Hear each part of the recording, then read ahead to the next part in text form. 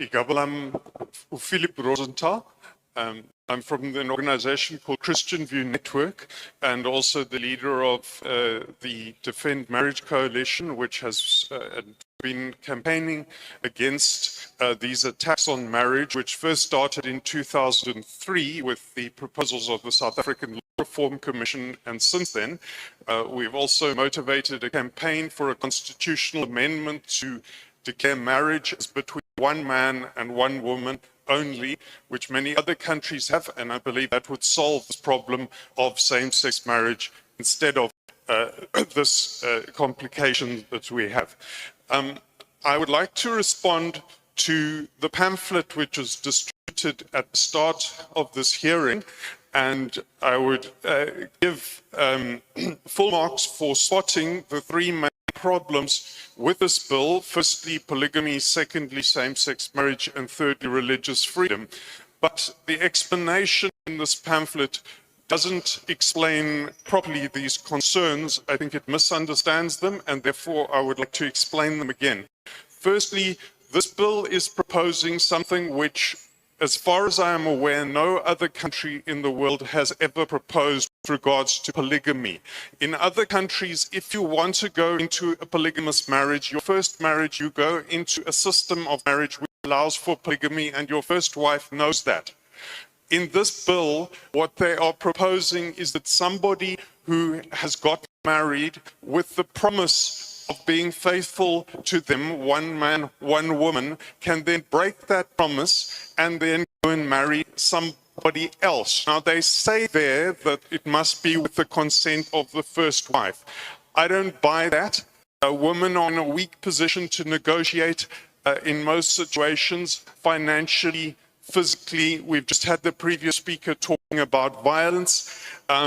Women are often coerced. And this would put, I can't think of a reason why a woman would rationally agree to this unless she was under some sort of coercion.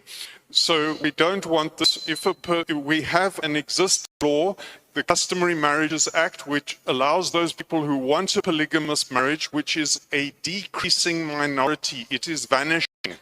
Probably in another 10 years, there will be very few people going into polygamous marriages left. The second problem is the problem of same-sex marriage, which this pamphlet says has faced opposition from some conservative groups. Now, that is incorrect. When this was first proposed, this provoked opposition from almost every sector of South African society. Opinion polls at the time showed 99 out of 100 people opposed to that. Now, the number of people who have accepted that has increased over the last 20 years, but it's still probably in the region of about 9 out of 10 opposing so-called same-sex marriage. I say so-called because there is no such thing. This is a form of state-recognized fraud. And we, as Christian believers, will not recognize that under any circumstances. Particularly, home affairs workers are being coerced against their will, and magistrates are being coerced against their will into participating in this fraud. Rather, we argue we abolish this through a constitutional amendment that will put an end to that. I would also note that the ruling party at the time opposed this both through Department of Home Affairs in the law courts and also, I'm told, in the ruling party caucus.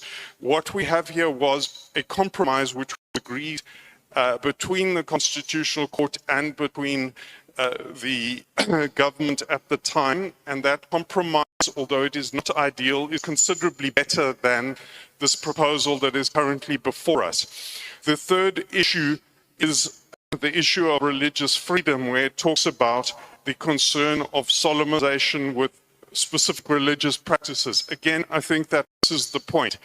The situation is that we have the majority of people in this country, including the majority of home affairs workers, do not recognize same-sex marriage. They do not want to have anything to do with it. They do not want to participate in it.